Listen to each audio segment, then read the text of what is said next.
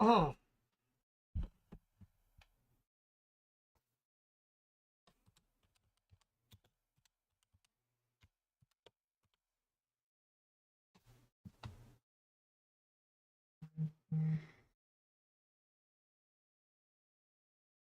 '07, everyone. Today we're going to cover the Star Citizen Live that just released, and we're also going to go over ISC from yesterday. So here we go.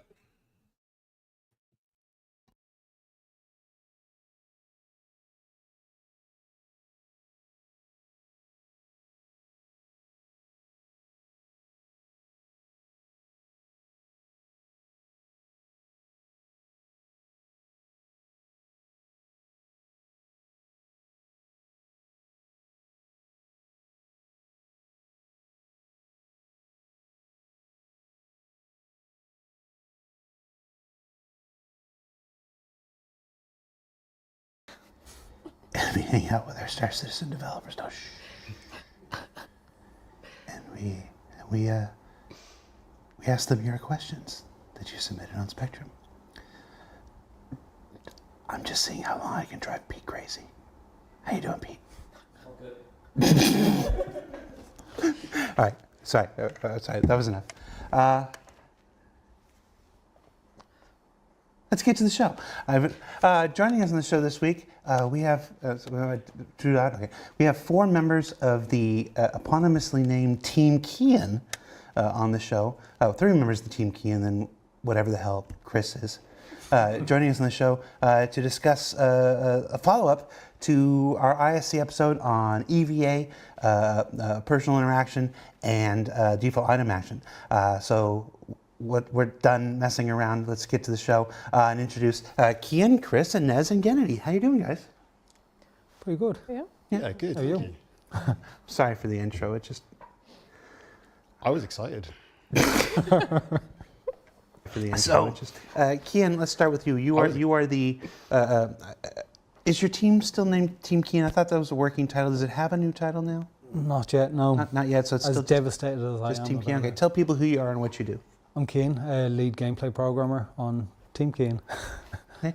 And what is Team Kian? Is it all just programmers? Is it, Yeah, there's 7 engineers and myself, so what's the difference between a programmer and an engineer? same thing.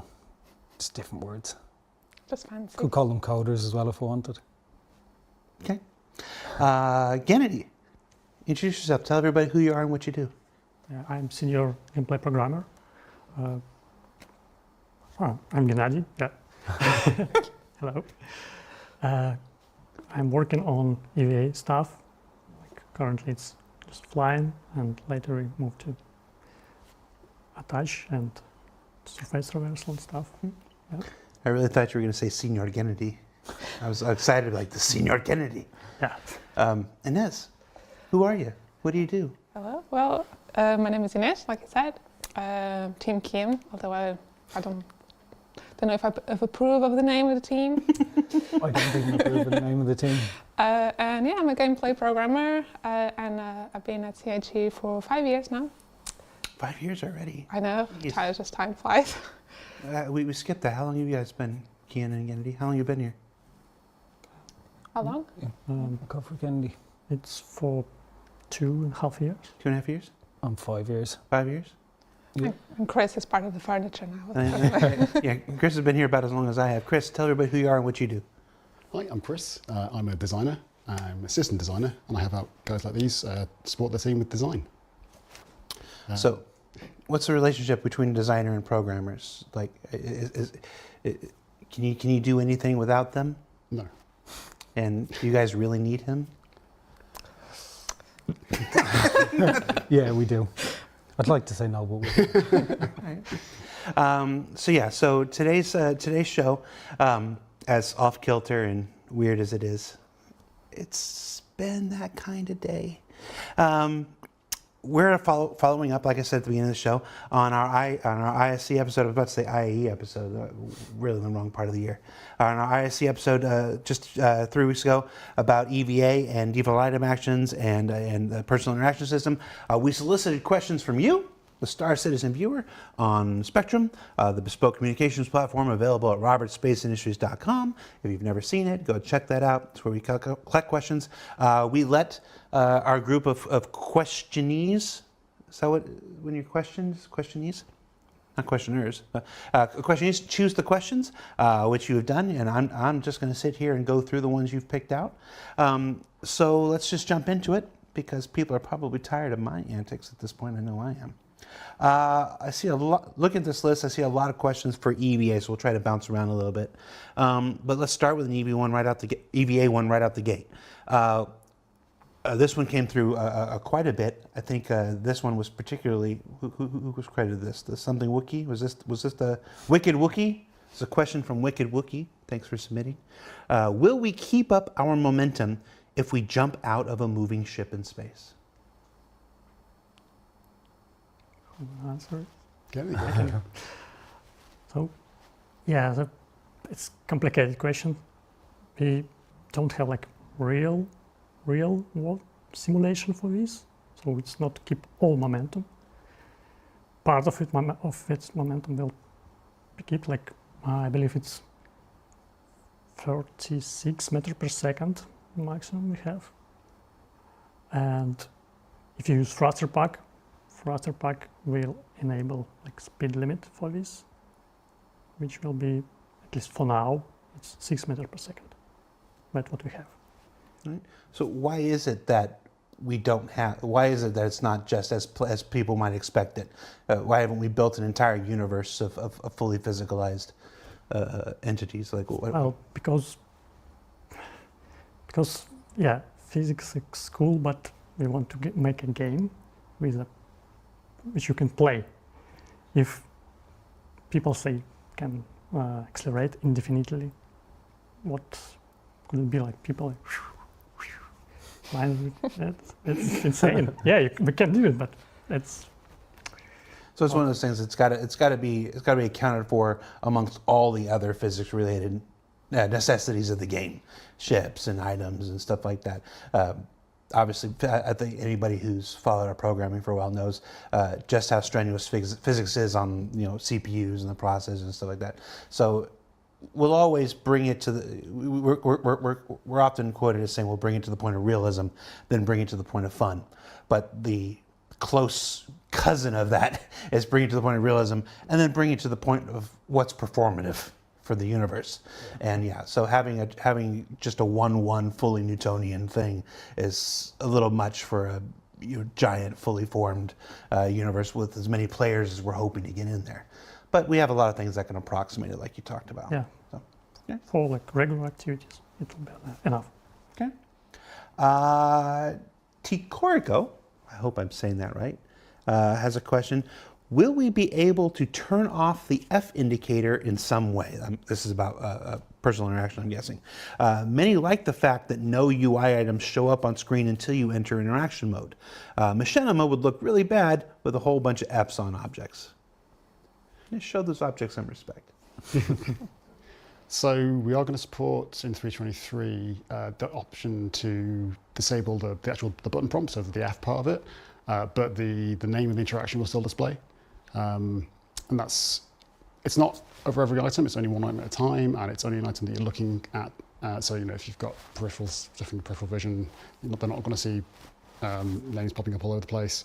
In terms of turning everything off, not for 323, but we do want to consider like accessibility options, and obviously Machinima is a huge thing for our game as well. So not 323, but it's definitely something we're considering. Yeah. Lots of games have a like a no UI toggle for just this reason. It's like, hey, informed consent, as long as you know what you're doing, you hit a button and all UI elements disappear. Mm-hmm. I could see that being something that we would consider. Yeah, down the line, certainly. Yeah. Chris is obviously a very cinematic individual, and if you tell him like, yeah, this is necessary for them to make, to continue making these amazing machinimas, I don't foresee a problem with proving that. Yeah. I'm sure I like that. Let's see. Kappa Toast. Hey, Kappa Toast. Welcome. Since EVA will require fuel eventually, after 323, since EVA will require fuel, how do we refuel that, and does your equipment weight affect fuel consumption? So I can maybe answer the first bit and get into maybe the second bit. So with the refuel, there's two options. Again, not in the 323 because we're not using fuel for that. It's worth mentioning that EVA fuel is, in law, meant to be compressed nitrogen. So this might make more sense with that in mind. So if you're in atmosphere, you refuel automatically. And the idea behind that is that we want EVA to be accessible and just to be able to use it as often as possible. But when you're out in the void, you should be considering how you're using your fuel. So every time you step out that door, we want you to be in a situation where you're ready to go, but you've then got to consider how you use your fuel on the go. And then in terms of refueling while you're out there, we support med pen injections, or it's not med pen, it's a refuel injection, but it's the same thing you're used to with med pens and symptom masking pens where you just jab yourself with one I of was those. kind of wondering that Do you want to myself. talk about Chad. what's the other aspect of the question? Sorry, my mind's gone blank. Will the weight of your equipment affect fuel consumption? No, I was talking about mass, wasn't it? Does mass affect it? I said weight, Yeah. but Oh, mate, sorry. if mass does, answer that one. I've misunderstood the question. In that case, at the moment, I don't think it's a big factor, but we definitely want to look into that moving forward. I don't know when, but for 323, I don't think it is. So for 323 at least, well, the fuel isn't in 323, so you're just going to... Correct, yeah. Yeah. So when the first version of fuel comes online, people aren't going to have to manage I can't use this, don't want to carry this weapon or this railgun with me because it's going to burn up fuel faster. Correct, yeah. Yeah, moving forward, we do want to have like different roles for armor. We have that in consideration. So you might want to put on a certain armor type to go out in EVA, and it's better at that, or it's lighter weight, that kind of thing. But that's further down the line. Different kinds of armors could have different amounts of fuels, possibly even different, like thruster layouts, be more effective or efficient, maybe. Or so thruster layouts at the moment aren't in consideration. Not to say never, but it's more about EVA fuel capacity, and also not all armor is going to be doing EVA. Have EVA thrusters on them. It'll be just specific armor types, some backpacks, that kind of thing. But again, we want pros and cons for armor. So you imagine a whole matrix of different armor types, different abilities, what they're good at, what they're bad at. That's the goal. okay. Weeborg, 1978. Hey, Weeborg, it's been a while. We don't usually get the names here, but you guys gave me the names, and I recognize some of these names. Weeborg's been around forever. He says, if I am in loot goblin mode, can I still loot a corpse at once, or do I have to click on every single item now? So yeah, I can take that one. So certain items like consumables, throwables, will have an option to take all of those groups per group. One of the great pieces of feedback we had on the inventory, for example, was like the option to move all. So obviously this loot screen is trying to get it more like easy for the player to loot, NPCs and things like that. So yeah, we will have the option. I feel like some of those interface options probably had to change a bit from Squadron to the PU because just for the sheer number of things in the PU that can be looted. Yes, it was. It's a concern in terms of the user experience, UI design, that we had to make to rethink and make a few changes compared because, like you said, in PU we have a great number of items that we have to fit in this one screen that's supposed to be easy to read, quick. So yeah, that was a bit of a challenge. How's that work going? Yeah, it's going well. We'll be hearing about it soon. Yeah. I think we have a ISC on it in 4 weeks or something like that. Kinky Dragwood. Cool. Let's see. Daisy. Hi, Daisy.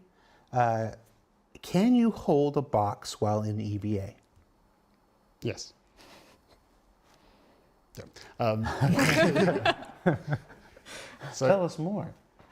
So the level of polish we're going to get with that isn't 100% right now, because for 323, because we've got animators animating their eyeballs out. Is that a thing? But they've got a lot of work on, and that's one of the things they're working on. The state it'll be in for 323, I'm not 100% sure yet, but it's definitely planned for them.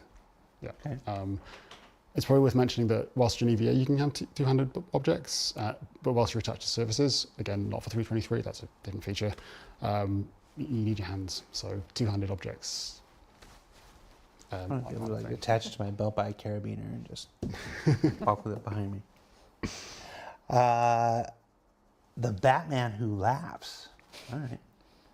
Will we optionally be able to stand upright in EVA as we do now? So for 323, no, we're focusing solely on the prone stance, and that's the lying down stance. We just really want to give a great experience for that. So there's a lot of animation work that goes into that. The guys are doing a great job with it. But yeah, the focus is the prone stance, and that's twofold. It's prone because when you attach, again, not an EVA, it's the zero-G traversal thing where you attach to a surface. That's prone as well. So you get a seamless transition between the two. But also the silhouette that you maintain whilst you're moving through a ship. If you imagine flying like that through a corridor, it's a lot less awkward if you're doing that than that, because occasionally you bump into things, and yeah. So for now, 323, no. But obviously we're aware you guys are interested in it, so we'll see what we get down the line. Yeah. It's all about just building out that systemic experience at the moment where all the features just work together.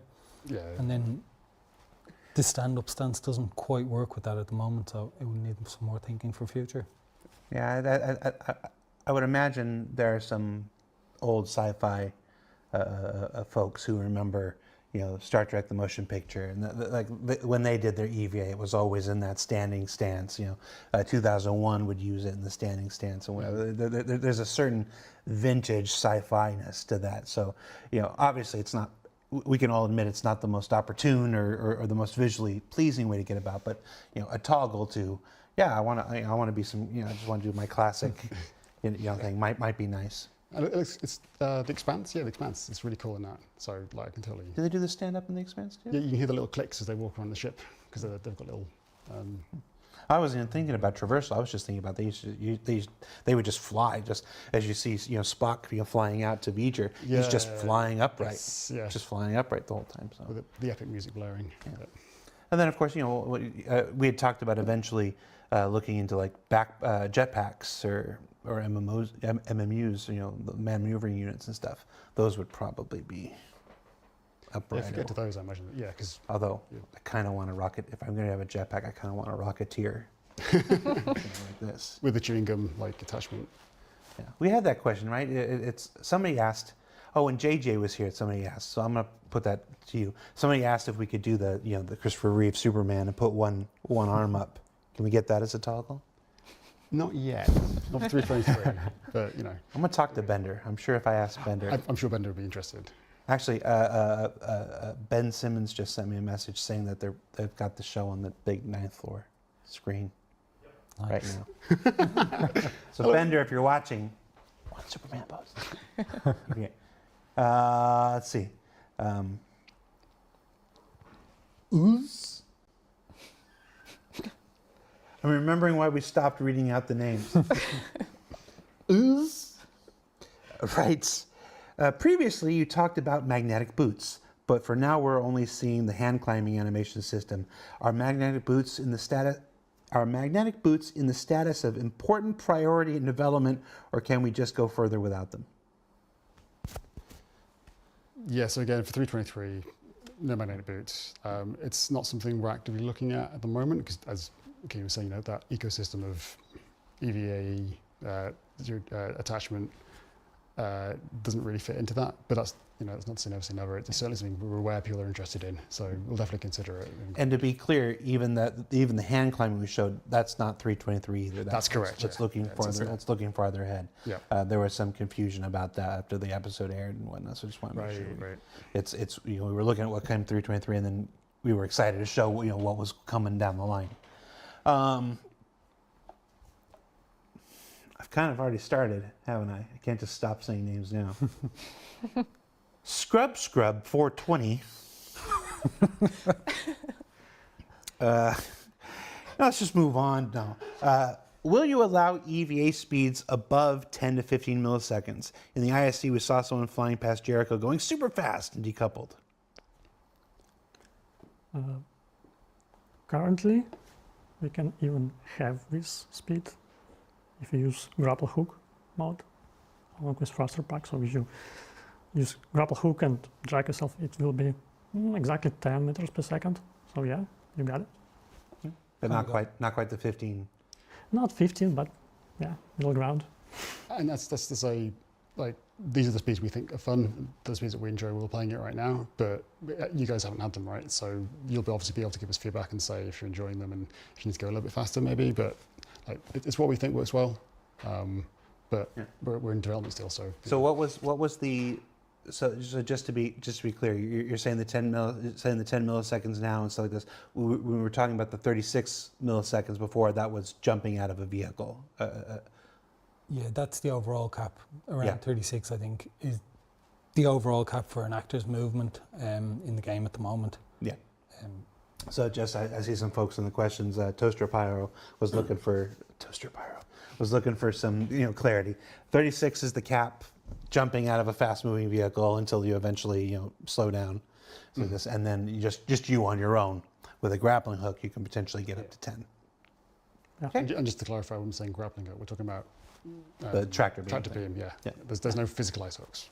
Not yet. Not yet. For 323, it's just tractor beam. And no, I'm not confirming them. Just NOLAT. Confirming grappling hooks? Okay. I feel like that was just the same question. Yeah, you picked this question. You picked the same question. Yeah, that's a problem. I'm skipping this. Sorry, NOLAT. You had your question answered. It was the same question. Let's see. Spectre 32 at Spectre 01. That's a mouthful. Writes, how will NPC interactions work with the new Pi system without inner thought? So inner thought of that sense hasn't gone away. So we've still got the conversation dialogue options. That's unchanged. We do interact with corpses differently. Who doesn't? Oh, wow. Yeah, you get the prompt when you're interacting with a corpse or anything, right? So that's changed, but in terms of if you're interacting by having a conversation, that's still the same. That hasn't changed. So inner thought's not going away. No, inner thought's still there for conversation choices, and obviously the pit menu, that's inner thought of some degree, that's staying around. So. Okay. Garnith asks, how will the new Pi system interact with and control ship dashboards and consoles? So for 323, it's very similar to what it is right now. You still have to go into interaction mode, move the cursor around. Instead of the floating text, as in to choose the different interactions, you'll see a prompt now, and it'll just be one option to click on. But then you bring up the wheel with right click instead of left click. And then you've got the options that you would normally see as a list there on the wheel to select from. Moving forward, sometime after 323, we want to make a few changes so that free look actually becomes the mode you look around and interact with in the cockpit. So no more holding F and then moving the cursor around. The idea is more that free look, you're just looking around and seeing the prompts come up more naturally. It just feels more similar to the game when you're on foot, and we think it works a lot nicer. In addition to that, you want to have like the MFD screens show the little cursor on it as your camera's focusing on it in center screen. And that gives you like a nice accurate way of selecting things all in one mode without having to sort of move into a different mode of sort of moving the cursor around and the camera's moving slightly with it. And yeah, it just feels like a smoother experience. Is he right? Yes. Well, she made it, so she definitely knows. Yeah, so we had to try to compromise a little bit on the dashboards, because obviously having the prompts every single button while you try flying a ship is really not a nice experience. So that's why you still have to go into interaction mode, so that way you have full control of it, and you try to minimize the disruption to the player. And yeah, like Chris said, we have a few ideas that we still want to do to make this experience the best we can So yeah. How does that still include the physicalized touching and stuff? I can't remember what it's called right now. It had a cool name. We don't have a lot of cool names. That had a cool name. It's not a cool name. Physical interactions. Yeah. Interactions. Is that all it was? Or player animated yeah. interactions. Player so- anim- Or pay. Pay. Yeah, pay. Another one. Never mind. We're so bad at naming things. So we still we have still physical player animated interactions. We need a cool name, but they are not coming for 3.23 for this next release. In terms of code, it's not big it's not like a massive change, but it's a big effort to bring it to everything we can interact with the world. We have to have certain constraints. And the items have to have a specific orientation, so the player can will drive the hand, so we can orientate it. And so it's a massive effort from other teams. So yeah, that won't be coming this next release, but it's in the works. Yes. So I've got a message here from Dustin. He's a member of our team out of the Austin office. Hi, Dustin. He wants me to ask you about the BB-12, which is that old man maneuvering unit that was a stretch goal. It's like, are you guys ever do that? Say yes. Yes. I know it's above your head. I'm just calling Dustin out. Dustin, don't send me crap in the middle of the show. All right, let's get back to some real questions from some real That's backers. too damn funny. Like this one, possibly a hijacker. If I attach myself to a ship with the push-pull mechanics that are coming next, is the intent for the ship to be able to shake me off with enough G's? Or is the ship screwed because once I get a grip, they can't dip? Yeah, I can answer. Just gonna go have a beer. The username works well with the question as well. Yeah. So yeah, if you attach, theoretically, we still work. It's still work in progress. So you understand, we didn't test it yet, but I can guess it will be like systematic reaction on external G-force. You just pushed from the ship or lose your conscious, and yeah, it will do the work. That is the most programmer bullshit answer I've ever Yeah. heard. I can guess it would just systematically work. But no, I'm not making fun of you. It's brilliant. I love it. It's what I get from every programmer I ever talk. He goes, well, yeah, the way we built the system, yeah, I don't know. Let's try it and find out. Half the time, that's what the answer is. We just run. Well, let's just try it and see what it does. You know, so if we attach again and again, the hand traversal is not in 323, but when that's there and you attach onto a ship and someone tries to shake you from the ship, you're saying it should throw them or it should not throw them? It should. It should throw them. I believe. It is. All right. Yeah. Well, you got a while to work on that because that's not in 323. So you got a while to work on that. But that is a beautiful, beautiful programmer answer because it's just, I don't know. We just build the systems and we see what happens. It should work. So Should is our favorite word. well, you know, I'm having fun, but that's why we build these things systemically. Because you know, at building a game at this size, at this scope, at this scale, you can't hand code every single individual, you know, circumstance and occasion. You build these things systemically so that the world has the universe has an internal logic, hopefully, at some point and everything. And you can just sort of, you can be like, well, you know, based on this and this and this, yeah, it should do that. I remember the very first time we ever launched a snub craft from a ship that was in quantum. Like we were doing internal testing, and we just got, it was literally like our first, like, hey, we've got quantum working, and Mark Aben goes, what happens if we leave in quantum? And everybody just kind of looked around, and we're like, I don't know.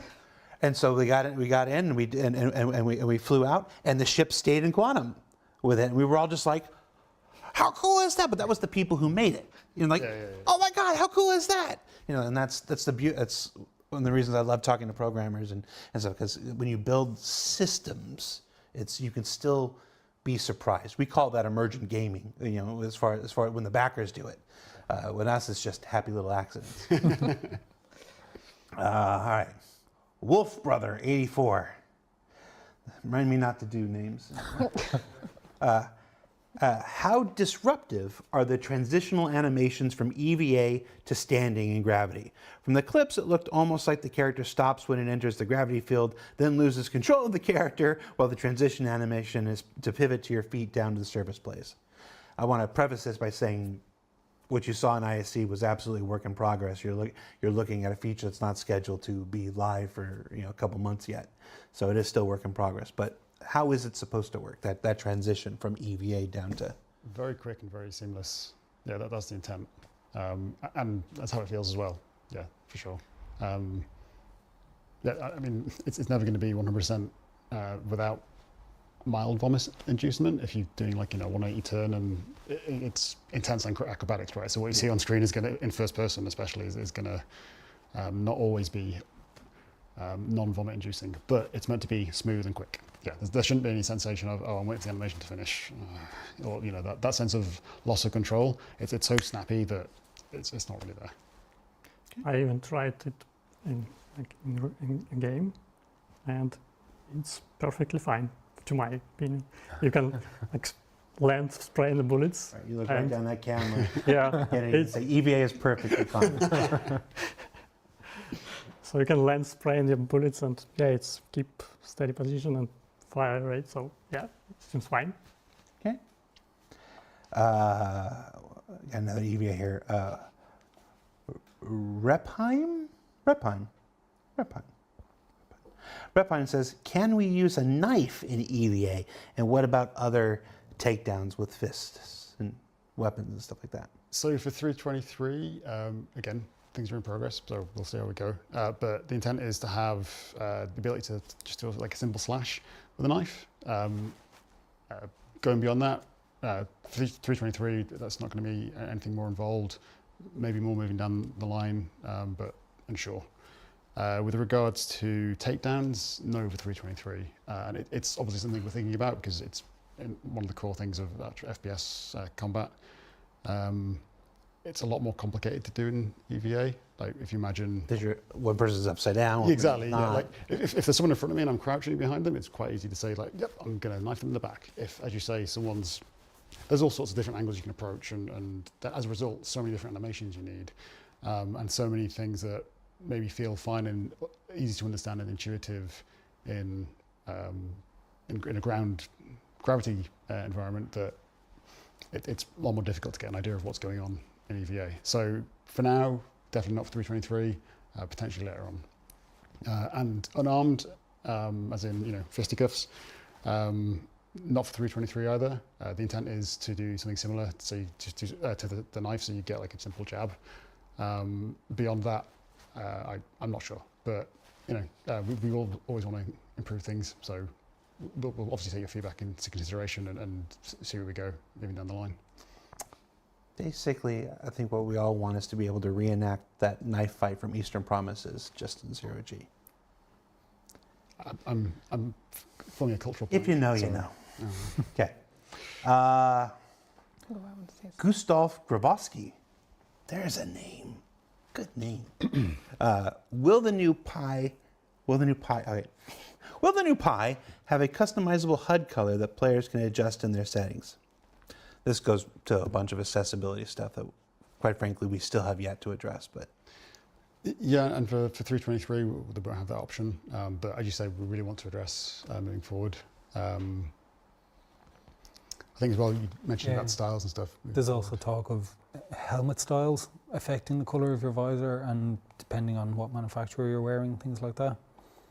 So that's another consideration for it in future. yeah, I know this is a question that comes up a lot, and I don't suffer from a lot of the things that a lot of folks do, but there are colors in the spectrum that I have trouble seeing or whatever. I just want to say, if I can speak for myself, I understand, we hear you. It's definitely on the list. Nobody's ever heard a conversation where it's like, no, we're not going to do that, or stuff like that. It's just on a thing of priorities and a thing. People can only work on so many things at one time. We actually just built out a new UI team in Montreal, in our Montreal studio, to help with the UI team that's here. To help tackle as many of the UI related issues that are still outstanding. So that's not to say this will come closer or anything, just that we're building up those teams so that they can tackle more things. So I promise, if anybody gets to announce it before I do, I'll be upset. So when I have news, I'll share it. The giant that is Richard Tyra has told me that he really wants it as well. So accessibility in general, we're going to get a focus at some point.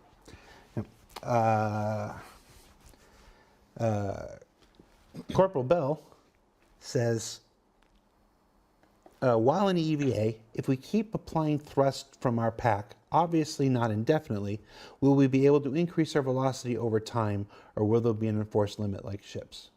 We sort of covered that. This is about the 10 milliseconds. Yeah. Probably. It's the same. Okay. question. Well, he had a second question. It's probably worth mentioning though that we do have that sense of sort of vague Newtonian motion, in sense of if I thrust a little bit forward and then stop thrusting, I'll just continue going off forever at that speed unless I introduce another thrust impulse. So it's like that to some degree, and it gives you that sense of, oh, if I thrust, I keep going, and then if I look around, I'm seeing I'm going in that direction still. So you get the sense of it. You just can't get yourself up to, eventually you get the light speed, right? And we don't want to go that far. No, that attitude, Chris. Is it your intention to develop specialist and/or emergency equipment for EVA travel, like reserve gas tanks, specific armor, short duration distance boost capsules with a multi-tool? You've already mentioned some of them, the refill canisters for fuel. Yeah, so that the pens you inject yourself with. Okay. So as I mentioned earlier, we do want to have that difference in what I'm wearing affects what I can do. So you might have one EVA like core armor pack that's like quite slim and light, and another one that's a little bulkier and have more fuel. We're going to have backpacks that can again have more fuel. So the sense of bigger is better, and you can get different items and equipment. Again, not for 323. Everything can EVA in 323, or all armor can EVA in 323. So there's the sense that you can have different backpacks, different core armor that behave differently and have different, maybe different thrust. Not sure yet. Certainly different fuel. And also it's probably worth mentioning that. Again, not in 323, but when your fuel runs out, your breathable air gets used instead. So if you're in the middle of nowhere, you can opt just to start thrusting with your breathable air. And that's like a double reason behind that. One is it's there, so why can't I use it? So yeah, great, use it, thrust. So you just get out a bit further. So if your airlock's just within reach, you can get to it. And the other is if you want to sort of try and get somewhere and you can't reach it, you're going to die a lot faster instead of just sort of staying in the middle of nowhere, waiting for half an hour to die. We've had a couple of questions that might apply to this in the chat, as long as I'm saying out names. Aducine and Smitty Brewworks both have questions about the effect of weapons and weapon recoil on EVA. Want to know if they can pull out their FS9 and just, instead of tapping their air supply, can they pull out and just shoot themselves closer to where they're going? Yeah, I can answer this. So, like right now in lore, we have like idea what thruster pack compensate weapon recoil. So yeah, you keep steady. It's not working for case if you don't have thruster pack. So short answer is no, we don't have it yet. But the idea is we have this idea, and it'd be nice to implement maybe someday. So you want it? What? You want it, weapon recoil affecting? Yeah, probably. So you can use your weapon to just give you impulse and fly, Right. or throw things. All right, so you heard it. Genny says you're going to be able to do the Quake 3 rocket jump in EVA. He just said it. Take it to Reddit. But again, not for 323. Not for 323, but as if there's not a whole buttload of stuff in 323. Should put that in the box. Alpha 323. A whole buttload of stuff. It should be worth mentioning as well, but like when for the next few releases in terms of EVA and that sort of thing, we're not considering that for what we're working on immediately. So if we do something like that, it'll be further off for sure. Okay. And if the patch comes out and the trailer's not called a whole buttload of stuff, you know they ignored me. Like they always do. Von Wick. Oh, nope. He's asking the melee question again. We already covered that. Skyfire. Can we activate the decoupled mode in EVA to be able, for example, to quickly place our feet in front and avoid hitting the avatar's head against an obstacle? Yeah, I can answer it. Even show. So You want to show? He wants to show. You've been good. Here. You get your choice. You can choose the little. You can choose the little cat person, or you can choose the Horagon. I guess. Oh, you don't want This the one? Horagon? So, Just alone with my Horagon, like always. so yeah, this figure doesn't have moving arms, but yeah. So when we approach obstacle, right now, we have weapons in front of us, like we just not to get bumped with the head. Yeah, we put a head in front of us, and also we redirect, so we're not just like boom. We do like and keep flying if we have some momentum in this direction. So it's that's basically the answer on this. So you can go feet first if you want. Theoretically, yes, but you don't need to. You go hands first. So that's Well, maybe logical. somebody wants to do like a giant EVA flying drop kick and just go feet first. You don't know what these people. You don't know what these people think, dude. I know what these people think. It's bad. But just to clarify for 323, no. That's all you're going to do for the rest of the show. Aeroyuki writes, my eyesight is getting better. As it is now, holding the F key allows us to use our mouse pointer on ship MFDs. Not only can we click on any part of the screen with a high degree of precision, we can also click and drag and adjust sliders. Blah, blah, blah. Isn't this the same question about before? I did touch on the MFD things when we were Yeah. talking about estimate. Yeah. So You want to pick these questions, you pick the same question. I could maybe talk about it a little bit more if you want. Sure. So yeah, as I mentioned, you will be going, in a later release, we're looking into having the free look mode, have you look around the cockpit rather than using the cursor to look at all the different interaction points. So we're just actually looking at them in a lot more sort of fluid motion. And then as part of that, we want to have the cursor show on the MFDs. So if you imagine you've got your visor, your view on your monitor, the center of that will dictate where the cursor goes. And it's just as accurate as when you're using it in interaction mode right now, if not a bit better, because you're focused on it always. And then also at some point we're looking at being able to go into like a focus mode onto each MFD. So whilst you're looking around the cockpit, you can quickly interact with interaction points with the prompts popping up and the cursor on the MFDs, click on things, drag on sliders. You can also then zoom into the MFDs. Again, not for 323, but hopefully soon TM.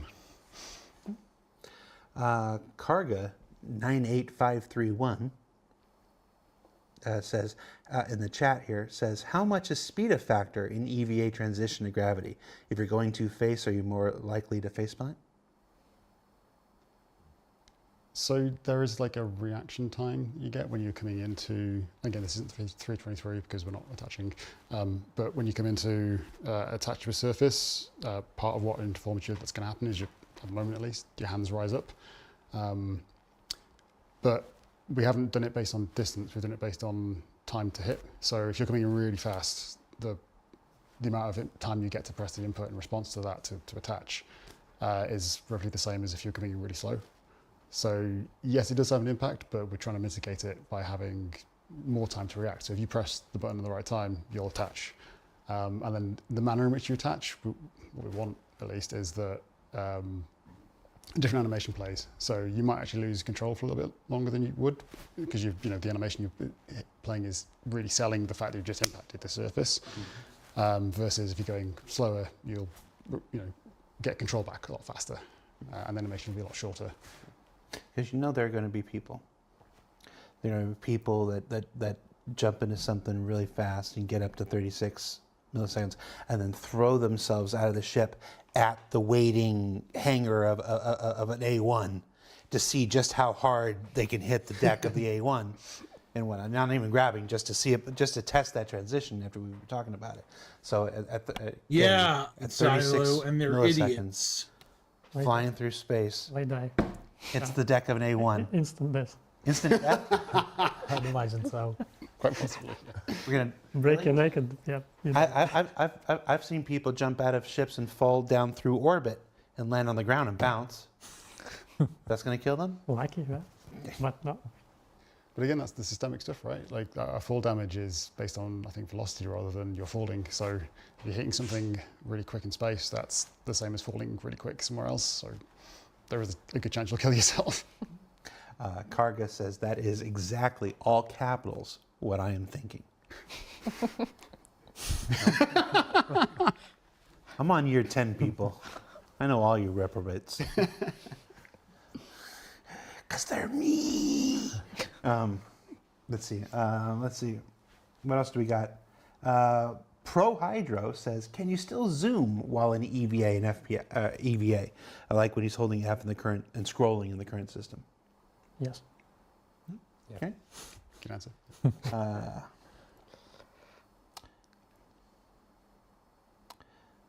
What are SMEV? I'm not sure that's a good word. SMEV says, what are some of the edge cases or What the even heck funny is that bugs word the team is trying to work out of the EVA T2 system? You guys must have seen some terrors. Mostly killing myself by mistake. So yeah, I can. EVA in itself, like it's complex systems with a like we're trying to combine coupled and decoupled modes for just movement, and for rotation it's interesting combination of like regular FPFs rotation, but as we in space and rotate in any direction, also 360, full 360 rotation. So yeah, it's full of edge cases.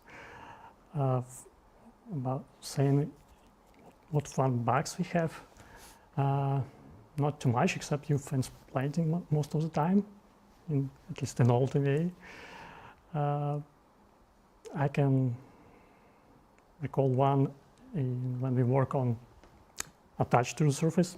Imagine you flying through the debris, metal plates and boxes and stuff, and you press attach, and you just attach to some small metal plate which is rotating, and you inherited rotation, and you start to rotate as well. Like, it's it's weird.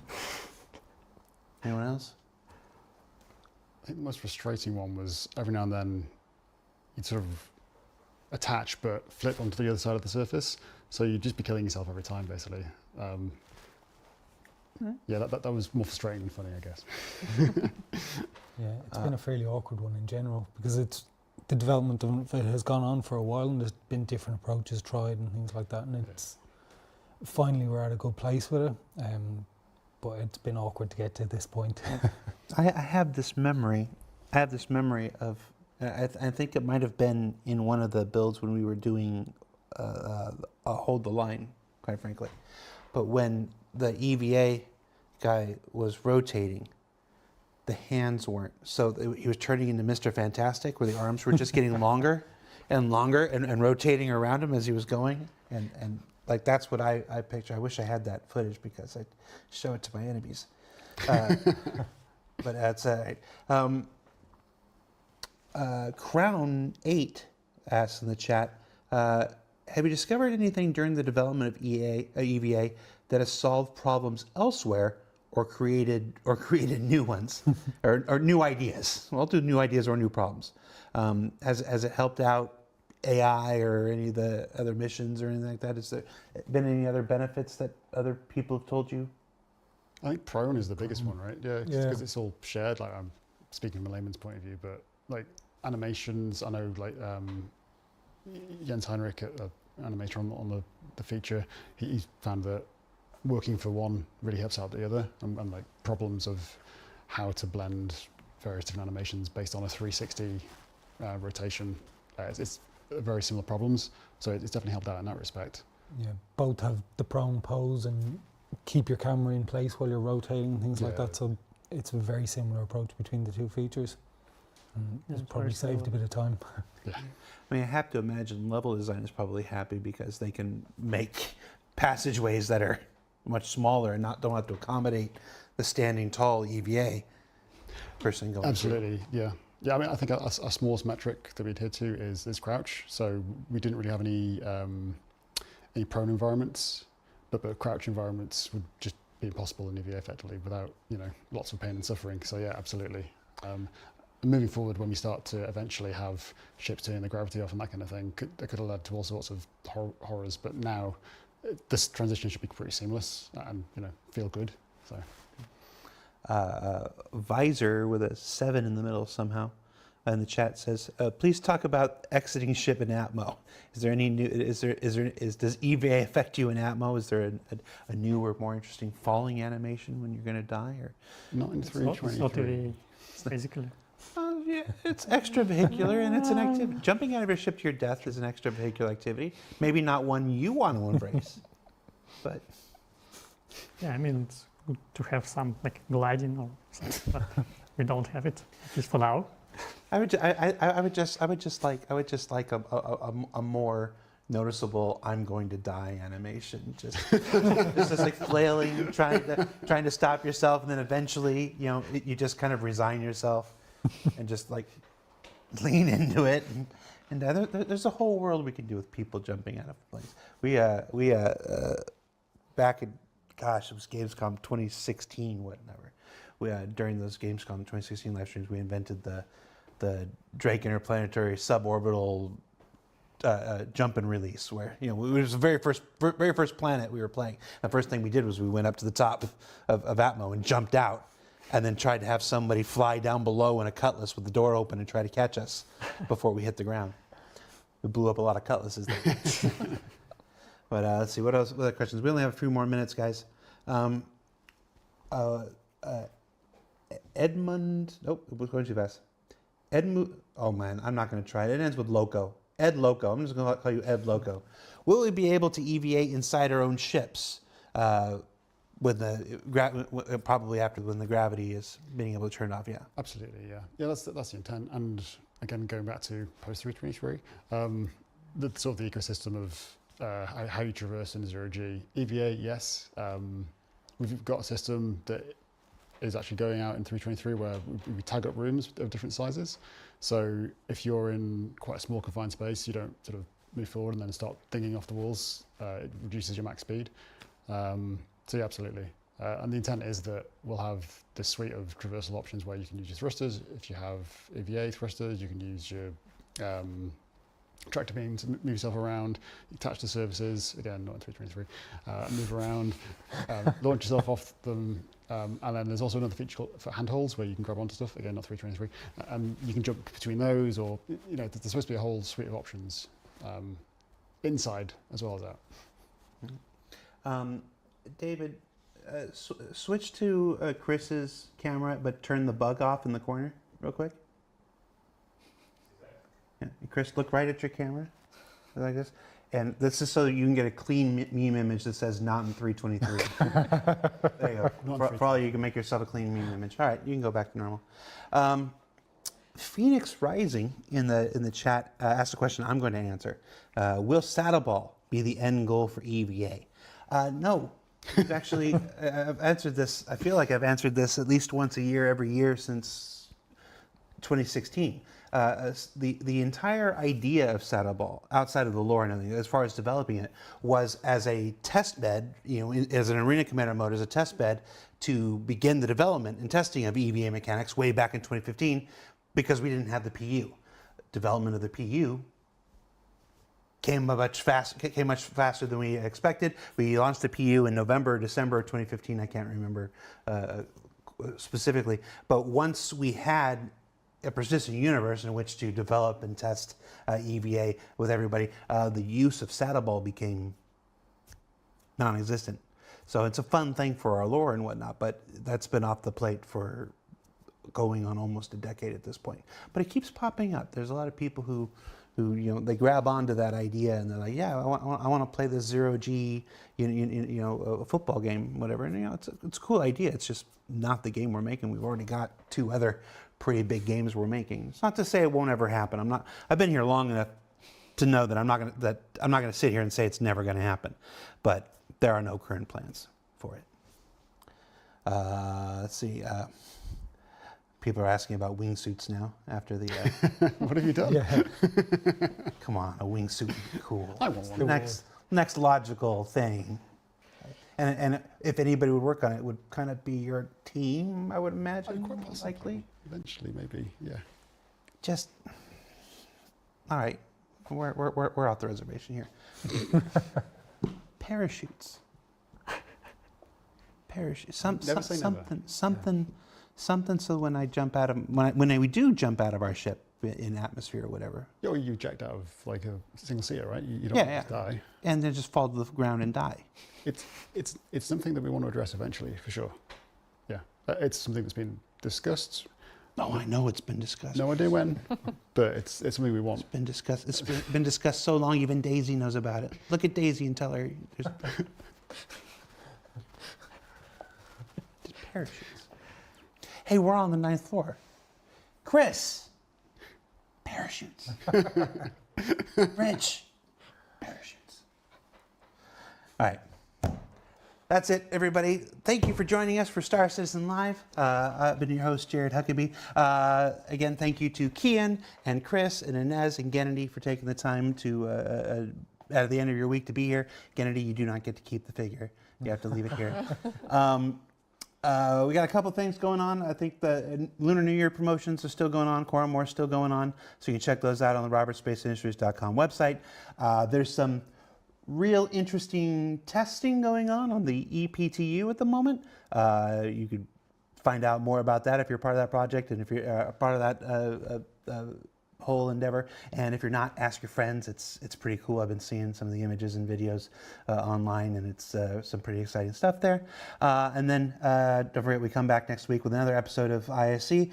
Next week's ISC is more stuff actually in 323, so you're not going to be involved in this one, Chris. This next week's show is about master modes and precision targeting and weapon changes that are precipitated by precision targeting and the big gimbal changes that are coming to almost every spaceship in the Star Citizen universe there. So check that out next week, and then we'll be right back here for another episode of Star Citizen Live. I have no idea who's on it yet. But that's pretty much all. I gotta go and track those. We do have a raid here.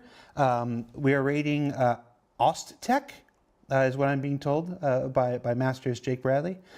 Say, you don't have to stay there, but say hi, be nice, wipe your feet. Don't track any dirt in. And when you go there, if you do decide to do the raid, jump in with a big, loud, and capital letters. Not in 323. Thanks for watching. We'll see you next week, everybody. Take care.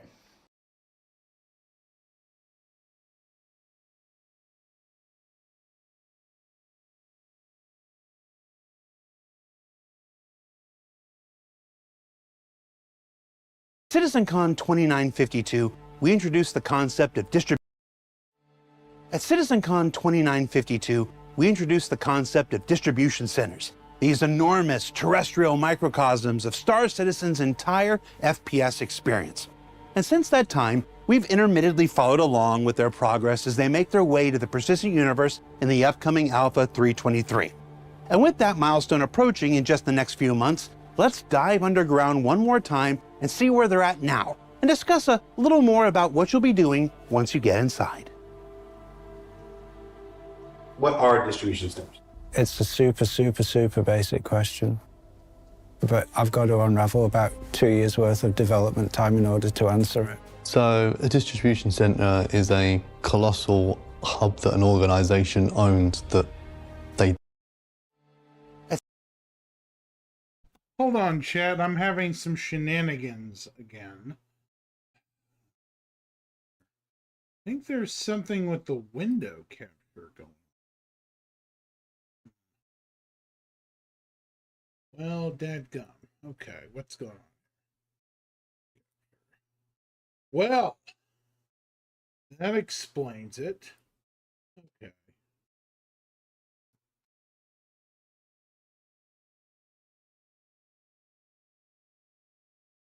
That's a lot. Lock.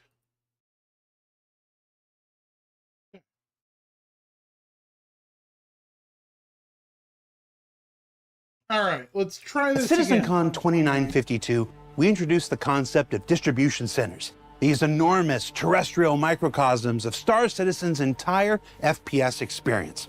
And since that time, we've intermittently followed along with their progress as they make their way to the persistent universe in the upcoming Alpha 323. And with that milestone approaching in just the next few months, let's dive underground one more time and see where they're at now, and discuss a little more about what you'll be doing once you get inside. What are distribution centers? It's a super basic question. But I've got to unravel about 2 years worth of development time in order to answer it. So a distribution centre is a colossal hub that an organisation owns that they distribute goods for, and this could be commodities themselves or stuff that they're making. They're very big locations on the ground. They're a hive of activity. But you can also go there and cause some chaos as well. To the player, depending on what faction it is, it's still going to be a means to way of getting different types of missions. We don't want you to go to this location and be the only person there doing a thing. In some locations, you're going to find that you're just doing a delivery mission, you're hauling some cargo out there, you're dropping it off, and you're getting your fee for doing that. But while that's happening, another player could be infiltrating it, they could be assassinating a VIP in there. They provide a large variety of gameplay, anything to bombing runs,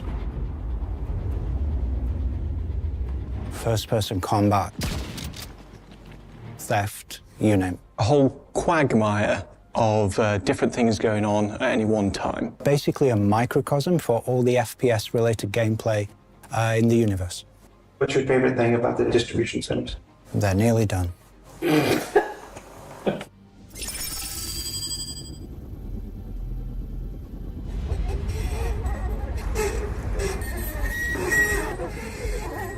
So at CitizenCon, we showed you what is going on at these locations, but you want to know what's actually coming in 3.23, so let me tell you. We're going to have multiple DCs throughout the Stanton system. Each one of those is going to be owned by different brands. Some of them are going to be friendly towards you, some of them they're going to be hostile towards you. At each location, you're going to have access to both sides of the building, both wings. On those wings, we have 2 landing pads and a hangar, and 2 cargo freight elevators. Plus you've got the wing itself, so all the missions that you can do outside. On the inside, you'll have access to the lobby and the rooms off that, so sleeping habs, a kitchenette, some VIP spaces, and some maintenance places in there as well, all with missions. Below that, you're into the main body of it, which has got the central part, which is the warehouse, which is where mainly all the goods go. Branching off of that leads into 2 side roads. From there can be a mixture of rooms. It's always the cargo shop, which is a part delivery space, part canteen for the staff to use for refreshment and taking a break. Storage rooms, which are the main whole of distributing big cargo boxes, which have to be used to be picked up via a tractor beam. There are worker rest areas, there are security areas, side rooms. And a side road, which is more like a little maintenance area, but it does have an underfloor, again with the ventilation access. That's on the inside. Branching out from that as well, there are 2 wings. Each one comes equipped with a cargo area, a shipping depot, and security door from the outside. Hopefully enough content for you to get your teeth into in this kind of initial release. Can you bring vehicles inside?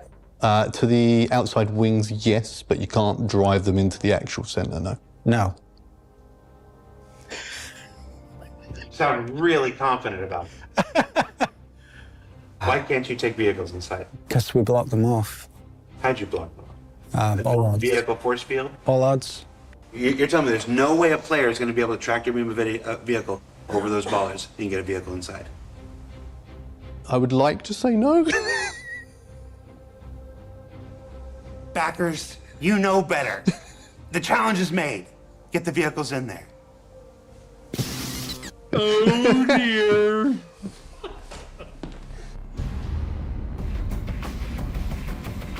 So what will bring players to the distribution centres will depend on the type of player, as we want to give variety depending if you're an aggressive player or a non-aggressive player and or lawful or unlawful. It's for the 4 types of player that exist in the persistent universe.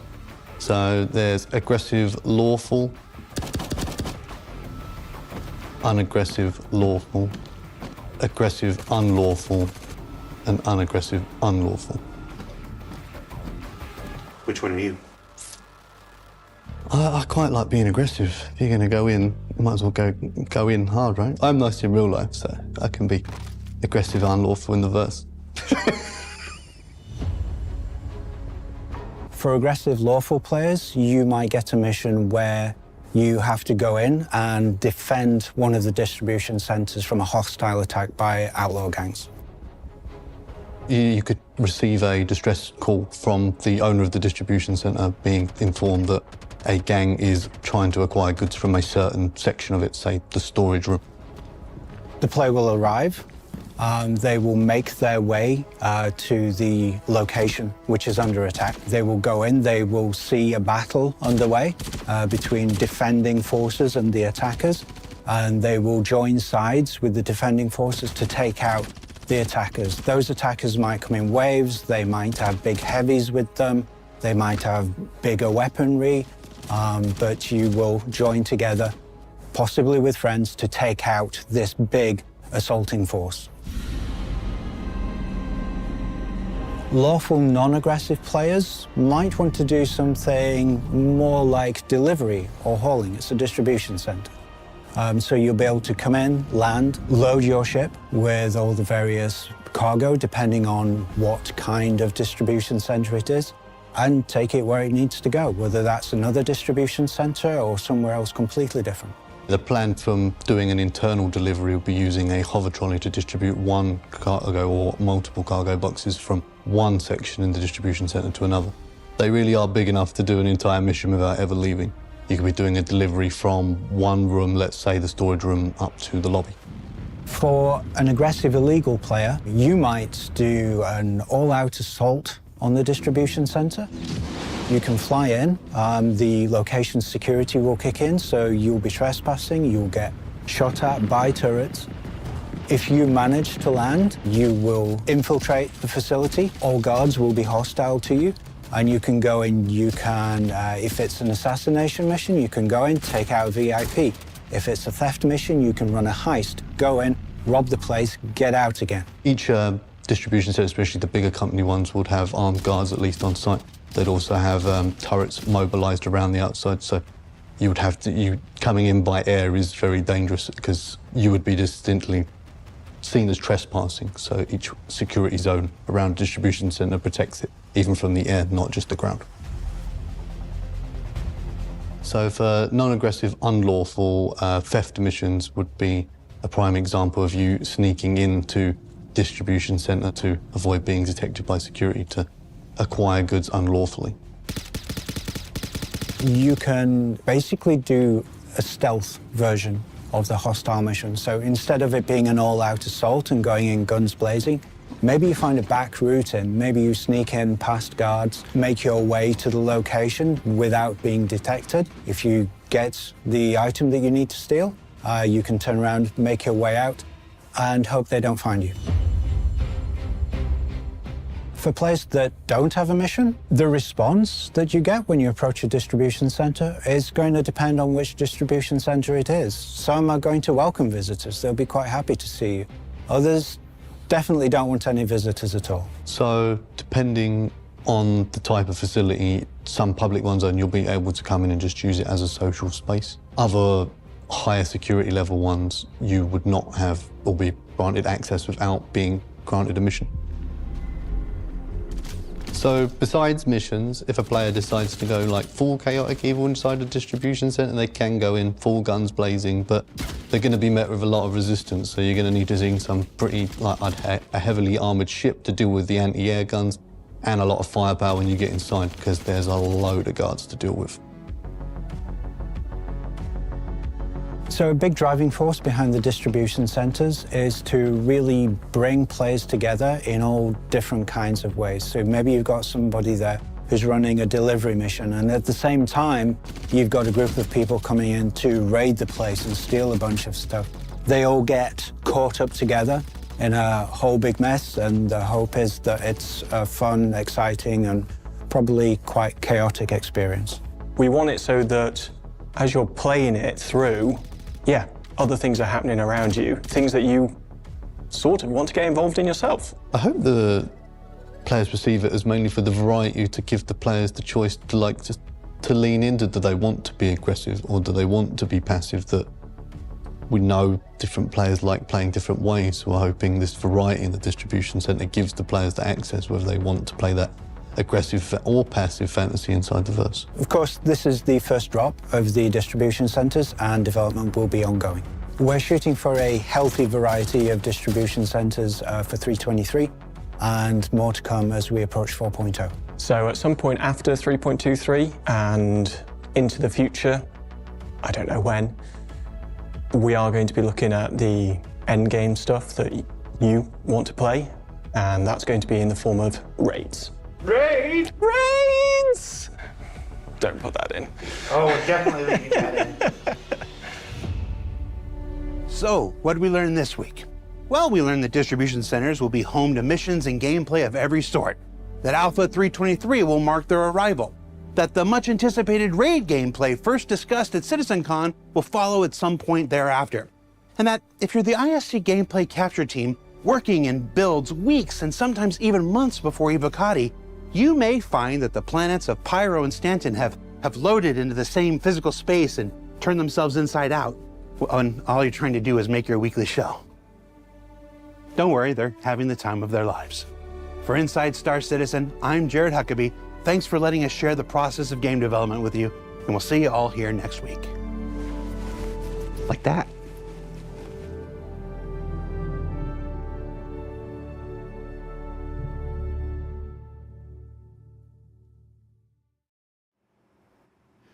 Now I've had the time of my life, and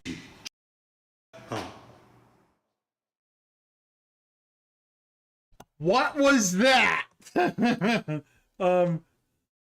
Yeah, okay, Xylo, that was terrible and scary. Oh my gosh. I'm terrified slightly. Oh boy. Wow. He was trained to sing. Apparently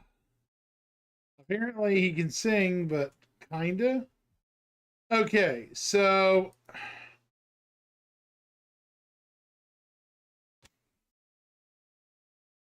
oh, what now? While I have you guys, I am going to want to thank everyone for tuning in this afternoon. I will probably be back on later tonight because I don't have a lot of anything to do tonight. But I thought the last two things we've seen were very informative. I mean, hell, we learned a lot more about upcoming stuff than we've heard in months. Well, to be expected, though. We're going to raid a channel. We're going to raid Oztech. You guys go give him some support.